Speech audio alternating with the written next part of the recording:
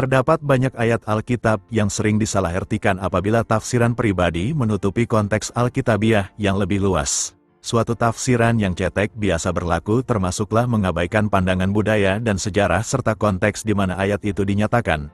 Termasuklah memetik ayat secara selektif, dan mengenakan pandangan modern dan prasangka ke atas ayat purba ini.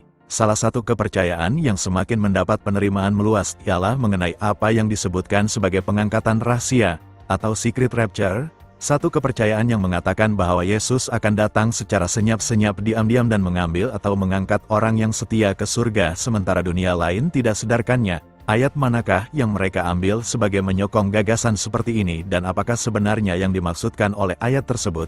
Bersama kami untuk menerokai topik menarik hingga akhir.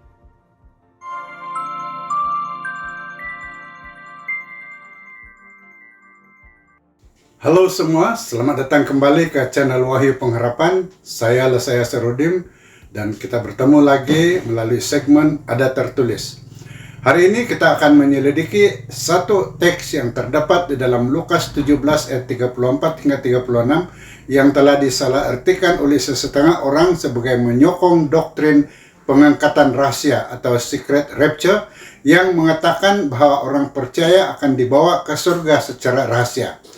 Namun, sebelum itu, jika ini adalah pertama kali Anda menonton video di channel ini, saya mengundang Anda untuk tekan like dan share video ini serta subscribe pada channel ini dan tekan lonceng notification agar Anda tidak terlepas menonton video yang akan datang.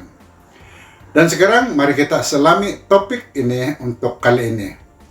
Dari Lukas pasal 17 ayat 34 hingga 36, katanya, Aku berkata kepadamu, pada malam itu ada dua orang di atas satu tempat tidur yang seorang akan dibawa dan yang lain akan ditinggalkan. Ada dua orang perempuan bersama-sama menghilang, yang seorang akan dibawa dan yang lain akan ditinggalkan. Ada dua orang di ladang, yang seorang akan dibawa dan yang lain akan ditinggalkan. Saudara, pada masa ini ramai orang melihat ayat ini dan mempercayai bahwa ia dikatakan sebagai menggambarkan satu peristiwa yang disebut sebagai keangkatan rahasia atau secret rapture.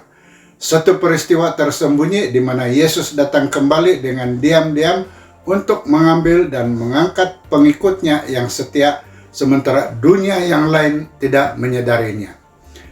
Tetapi adakah itu sebenarnya yang dimaksudkan oleh Yesus di dalam ayat ini? Untuk memahami maksud sebenar, kita perlu melihat konteks penuh pada ayat-ayat ini. Mari kita lihat kembali petikan ini dengan membaca dari ayat 26 di mana Yesus berkata, seperti yang terjadi pada zaman Nuh, demikian pula halnya pada zaman Anak Manusia. Lukas 17 ayat 26. Saudara, di sini Yesus membandingkan kedatangannya dengan peristiwa yang terjadi pada zaman Nuh dan Lot, di mana ada yang dibawa dan ada yang ditinggalkan. Pada zaman Nuh, mereka yang dibawa telah diselamatkan, yaitu dibawa ke dalam batra untuk dilindungi daripada banjir. Mereka yang ditinggalkan menghadapi kebinasaan. Begitu juga pada zaman Lot, mereka yang dibawa diselamatkan daripada kehancuran Sodom, sementara yang lain ditinggalkan untuk binasa. Saudara yang dikasihi Tuhan, ini adalah perkara utama yang dimaksudkan, yaitu apabila Yesus berbicara tentang sebahagian yang dibawa dan sebahagian yang ditinggalkan, dia tidak berbicara tentang satu peristiwa rahasia atau senyap-senyap. Sebaliknya, dia sedang menggambarkan satu masa penghakiman yang dikaitkan dengan kedatangannya yang kedua kali, yang disamakannya dengan penghakiman dan penyelamatan yang berlaku pada zaman Nuh dan juga zaman Lot. Jadi, apakah maksud sebenar Yesus apabila dia berkata yang seorang akan dibawa dan yang seorang lagi akan ditinggalkan? Untuk menjawab soalan ini, mari kita lihat respon oleh para murid-murid di dalam ayat 37. Para murid itu bertanya, "Di mana ya Tuhan? Di manakah orang yang ditinggalkan akan berada?" Dan Yesus menjawab, "Di mana ada bangkai, disitulah berkerumunnya burung nasar."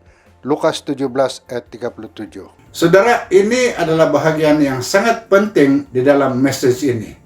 Yesus berkata bahwa mayat orang-orang fasik yang ditinggalkan akan dihimpunkan untuk penghakiman, dan gambaran mengenai burung pemangsa yang berkumpul mengelilingi himpunan bangkai manusia. Maksudnya di sini tidak ada yang tersembunyi di sini. Apabila Yesus datang kembali, itu berupa satu-satunya peristiwa yang terbuka dan nyata. Orang-orang yang benar akan dibawa untuk diselamatkan, tapi orang fasik akan menghadapi kebinasaan. Dalam Matius 24 ayat 28, Yesus berkata, di mana saja bangkai itu berada, di situ juga burung pemangsa akan berkumpul. Anda mungkin tertanya-tanya, mengapa burung pemangsa? Nah, di sini Alkitab menggambarkan burung pemangsa sebagai hewan yang berkumpul di tempat orang yang mati, yang menunjukkan bahwa orang fasik yang ditinggalkan akan berada di dalam kebinasaan. Tubuh mereka berselerak di muka bumi untuk menunggu penghakiman. Jadi maksudnya pada semua yang dinyatakan di sini ialah bahwa tidak ada yang dikatakan sebagai rahasia keangkatan atau secret rapture. Yesus sangat jelas mengatakannya, kedatangannya yang kedua kali tidak akan tersembunyi. Ia akan menjadi satu peristiwa yang berkemuliaan dan nyata. Orang yang benar akan dibawa ke kehidupan yang kekal, dan orang fasik akan menghadapi kebinasaan kekal. Konsep keangkatan rahasia atau secret rapture tidak terdapat seberang sokongan ayat di dalam Alkitab. Mesej sebenar mengenai kedatangan kedua Kristus adalah bahwa ia akan menjadi satu peristiwa yang terbuka dan nyata, dan setiap mata akan menyaksikannya, dan setiap lutut akan sujud menyembah Allah. Jadi saudara, lain kali apabila Anda mendengar orang menyebut rahasia keangkatan atau secret rapture, ingatlah kebenaran dari firman Tuhan. Kedatangan Kristus akan menjadi suatu yang berkemuliaan dan nyata, dan kita semua harus bersedia untuk hari itu. Terima kasih karena bersama saya hari ini, dan saya berharap dapat mengungsikan lebih banyak lagi mesej sebenar dari firman Tuhan melalui video yang akan datang. Dan untuk itu, saudara, sekali lagi saya mengundang Anda untuk tekan like dan share video ini, serta subscribe pada channel ini, dan tekan lonceng notification agar Anda tidak terlepas menonton video yang akan datang. Juga, jika Anda ada sebarang pertanyaan atau komen sehubungan dengan apa yang dibahas melalui kesempatan ini, sila catatkan di bahagian komen di bawah, atau hantarkan komen Anda dan pertanyaan Anda ke nomor yang tertera. Sehingga kita jumpa lagi, Tuhan memberkati Anda.